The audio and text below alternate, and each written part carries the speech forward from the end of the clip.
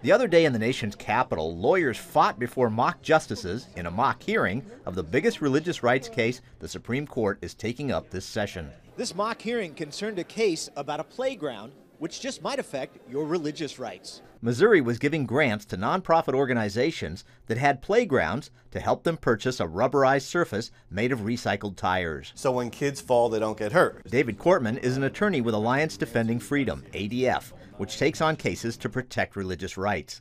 He says Trinity Lutheran Church applied, along with dozens of others.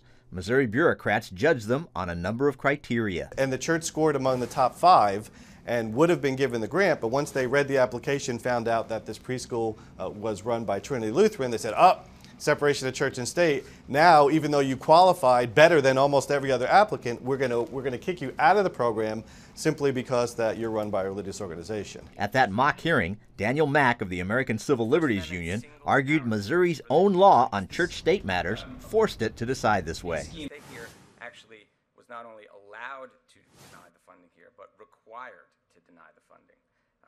This court, the Supreme Court, has consistently warned against the dangers of direct cash grants from taxpayers to houses of worship. But Cortman, who's arguing for Trinity Lutheran before the High Court, says the state has nothing to fear here. There's no religion going on the playground. It's just purely a surface for the kids to fall. But at the mock hearing, the ACLU's Mack had a warning. The church refused to certify that it wouldn't use the playground for religious activities or purposes.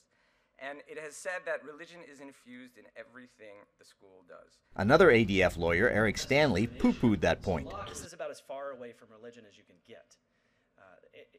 The playground surface itself does nothing to advance religion. Mack shot back. Obviously, there's nothing inherently religious about tire material, but there's nothing inherently religious about a piece of wood, but that piece of wood could be used to build a chapel. Cortman says the church and parents have told him they're fighting all the way to the Supreme Court, not because of the grant money, but for the principle involved. Simply because you're operated by a religious organization or your group of religious people, does that mean that because of the so-called separation of church and state or the Establishment Clause, that the government has a right to treat you worse? And could this lead to much bigger dangers ahead? So do we say now, well, we no longer want to send the police or the fire department out if the school is run by a religious organization? Or what if we have a public benefit where there's old buildings that have lead in the paint or asbestos in the ceiling? And we say, well, we're going to make sure any old building, the government's going to help remove those toxic materials.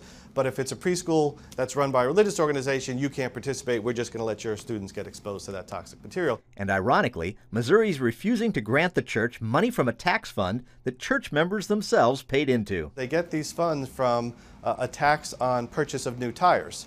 So the people who go to the church and the church themselves, if they buy new tires for the van or for their own cars, they pitch into this fund. There's a good chance the court will have a decisive impact on this religious controversy because it's back up to 9 members, meaning no tie vote when it rules. One thing about this Trinity Lutheran case, it's going to be the first religious rights case heard by the newest justice, Neil Gorsuch.